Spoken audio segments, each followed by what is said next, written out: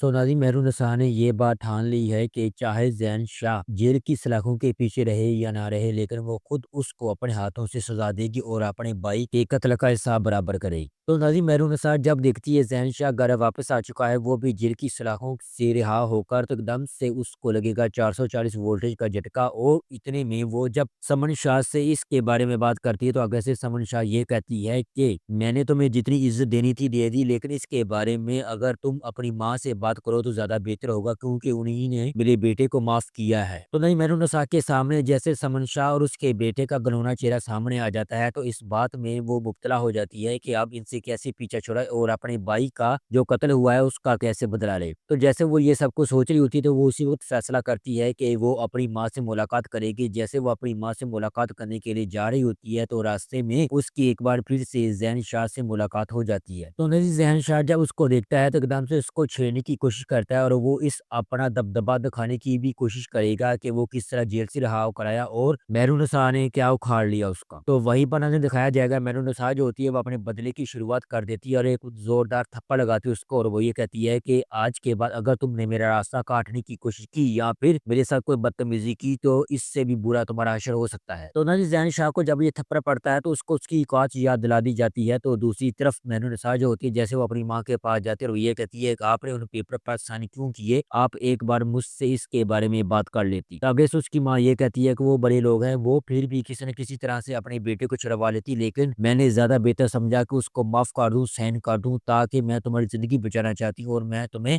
तुम्हारे घर में बसता हुआ देखना चाहती हूँ। तो नाज़रीन आगे दिखाया जाएगा शाहनवाज़ जैसे बाहर से वापस आएगा अपने कमरे में, और जब उसकी मुलाकात मेहरुन्निसा से होती है, तो मेहरुन्निसा जो होती है वो एकदम से उसके ऊपर बिल्लियों की तरह झपट पड़ेगी और वो ये कहती है कि ये सब कुछ एक दिखावा था, महज़ एक ढोंग था जो तुमने मेरे साथ किया, और तुमने मुझसे शादी भी इसलिए की ताकि तुम अपने भाई को जेल की सलाखों से रिहा करवा सको। तो नहीं शाहनवाज़ जैसे आगे बढ़ता है उससे बात करने के लिए, तो आगे से मेहरुन्निसा कहती है कि तुम्हें मेरे पास आने की कोई ज़रूरत नहीं है। तो दूसरी तरफ राफ़े और अरूज को जैसे इसके बारे में पता चलता है कि जो कुछ मेहरुन्निसा के साथ हुआ है, तो नाज़रीन अरूज और उसकी माँ जो होती हैं वो बहुत ज़्यादा खुश होती हैं और वो ये कहती हैं कि ये सब कुछ इन अमीरों के चोचले, हम तो ये सब कुछ पहले से जानते थे कि ये सब कुछ कुछ न कुछ ऐसा ज़रूर करेंगे।